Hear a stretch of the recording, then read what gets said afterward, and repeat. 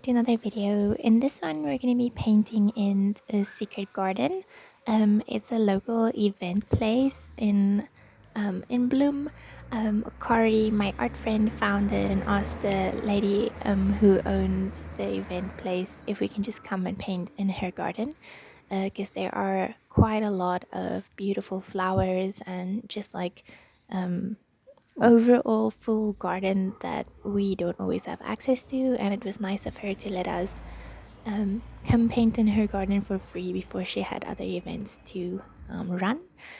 So I hope you guys will enjoy watching us set up and move around while we look for ideal angles to try and paint from.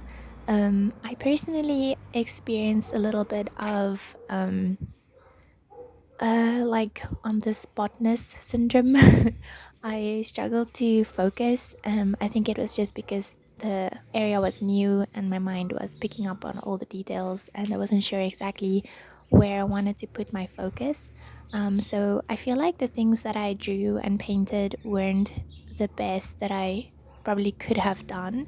But I feel really comfortable with having days like that. I don't think you can have perfect drawings all the time, and if you are, then either you've been doing it for so long that you know how to avoid the pitfalls. So, and I think I'm just kind of becoming more and more comfortable of making bad art and letting it out of my system and not letting it affect how I view everything else that I've done and will be doing in the future. So yeah, thank you for being here and for joining us in this process. Thanks so much to Kari for organizing this and asking the lady if we could set up in her place.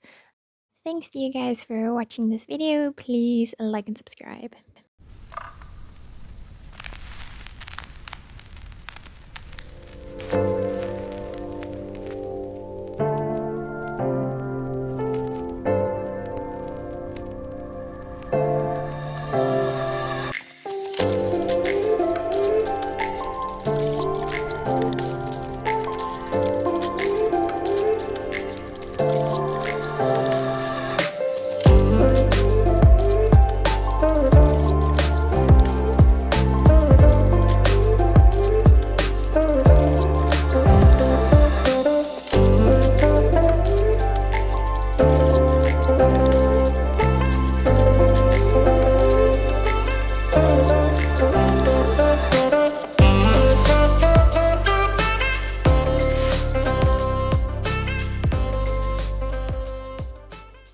So for the first thing that I decided to draw, I used ink. I think ink is a great way to start, especially if you're feeling a little bit uncomfortable in your setting.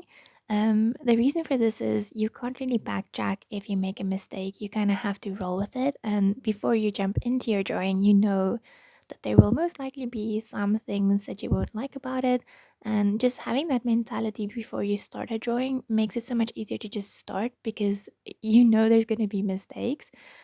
So I highly suggest if you're feeling uncomfortable to pick up something that's more permanent than a pencil so that at the end of the day you do have a really cool drawing, even if it has some obvious things on it that's not great. I had a quite of a struggle with this dip pen. My fingers and my hand was completely black by the time I finished my drawing, and it also left quite a few little bloops on the page, little black spots and dots. I think that just kind of comes with the territory of a dip pen, but I still really liked my drawing at the end.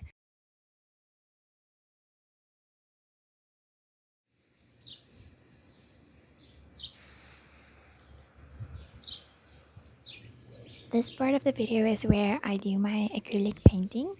I had a bit of a struggle, as you guys will see in a minute, but I still enjoyed pushing the paint around on the canvas.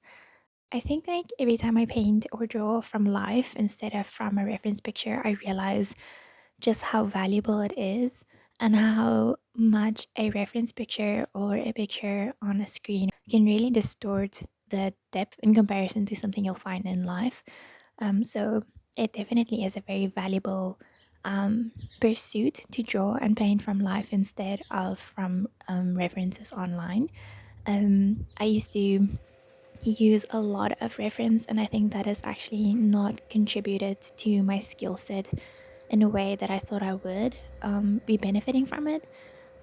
So if I can give any kind of encouragement, it would be draw something that you can see in person or paint something that you can see in person. There's always something to draw or paint, even if it's just your hands.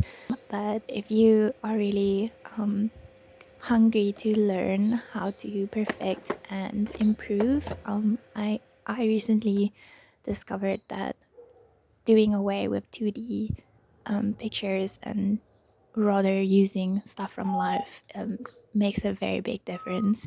So I hope that will encourage you guys to give it a shot. Just something else I'd like to bring to your guys' attention is a video I made most recently. It's about art slump. I'm very proud of that video, and I would like to um, ask you guys to give it a watch if that's something that you'd be interested in, and let me know what you guys think of it. I put a lot of effort into it, and I think it turned out really lovely. So I encourage you to really go give it a watch.